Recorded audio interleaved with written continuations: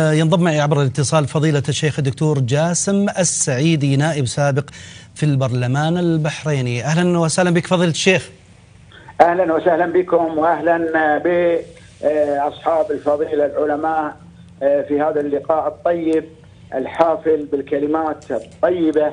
أسأل الله عز وجل أن ينفع بكم وبما سمعنا منكم جميعا. نعم، نتحدث فضيلة الشيخ عن ما أولانا الله سبحانه وتعالى بعناية للحرمين الشريفين من لدن هذه الدولة المباركة من فضل الله جل وعلا، كذلك احتواء هذه الحشود التي تقدم إلى المملكة العربية السعودية لاستقبال هذه الوفود، استقبال حقيقة إخوة كرام يريدون أن يؤدوا هذه الفريضة التي وجب الله جل وعلا على المسلمين. كذلك نتحدث عن هذه الأبواق للأسف الشديد التي لا زالت مستمرة عند قرب هذا الموسم العظيم. تتحدث عن تدويل الحج، تتحدث عن تأسيس الحج، نتحدث عن إيران، نتحدث عن قطر، نتحدث عن الإخوان، عن منظمات للأسف أو أبواق كثيرة جدا للأسف الشديد. هي يعني حملة لها استراتيجية معينة خاصة في هذا الوقت، تريد فقط النيل من المملكة العربية السعودية، تريد فقط أن تسيء للمملكة العربية السعودية. تفضل فضيلة الشيخ.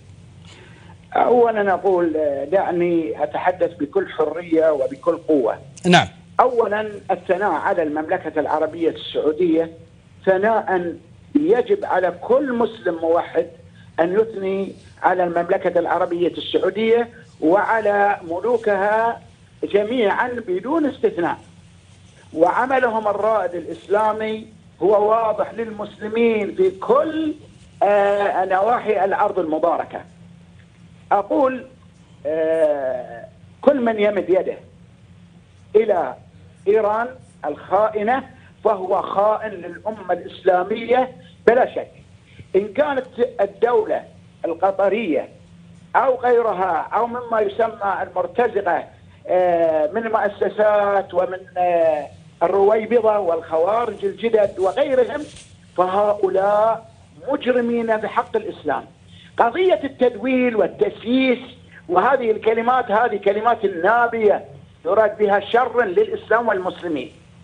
لذلك يجب علينا جميعا أن ندرك خطر هؤلاء، وليس خطرهم اليوم، هذا خطرهم قديما جدا.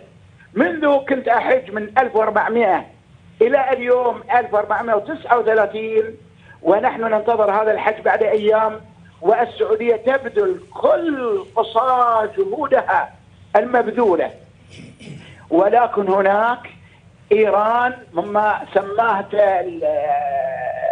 قطر أو غيرهم الشريفة الخائنة المجرمة تمد وتطيل لسانها على المملكة العربية السعودية وملكها وشعبها الموحدين. أنا أقول اليوم يجب أن لا نجامل، ويجب أن نقول كل حقيقة موجودة في هذه الدول. كما يقولون المملكة العربية السعودية تمنع القطريين، تمنع السوريين، تمنع، كذب وزور وبهتان أمام الناس. يا ليت هذا بالتاريخ يقولون كان وكان. الآن على أرض الواقع كذب، هذا كذب وافتراء. أنا أقول هل المؤمن يكذب؟ هل المؤمن يتجرأ أن يكذب؟ وبخاصة في أيام وأشهر الحرم، هذه الأيام وهذه الأشهر من أفضل الأيام، يعني نحن غدا إن شاء الله أول الأيام في العشر من ذي الحجة، أفضل الأعمال أن يقوم بها الإنسان، وهم يكذبون على الله وعلى رسول الله صلى الله عليه وسلم وعلى ولي المؤمنين أمير المؤمنين سلمان بن عبد العزيز وغيره. هذا لا شك طامة يا أخي، هذه طامة. لذلك المشايخ عندما عبروا عن ما قالوا الآن وأنا أسمع لكم، واضح بأن القضية مزعجة، القضية مزعجة. إيران هي سبب الفساد على كل الأصعدة، تحاربنا على كل الأصعدة، ولذلك الآن تحرك هذه الدولة وتلك الجماعة وكذا. الصفويون الآن ماذا فعلوا وماذا يفعلون؟ الخوارج الجدد ماذا يفعلون وماذا يقولون؟ إذا هناك كما قال الشيخ عندنا منافقين من الداخل، ونحارب على الجبهات، وأهل التوحيد مستعدون أن يضحون بكل ما عندهم من أجل الحرمين، ولا يمكن إن هؤلاء يخترقوننا. نحن أهل توحيد، أهل صف واحد، ومستقيمون على أوامر الله جل وعلا. سمعنا هذا العالم الباكستاني ماذا قال، وسمعنا ماذا يقولون العلماء. لماذا لا يرجعون الناس إلى العلماء؟ والله إن الناس بهائم لولا العلماء كما قال الحسن البصري. إذا يجب نقول كل اليمنيين والسوريين والقطريين، نقول يا أخي اسمعوا للعلماء، اسمعوا للعلماء الربانيين، اتركوا الحزبيين المجرمين الذين.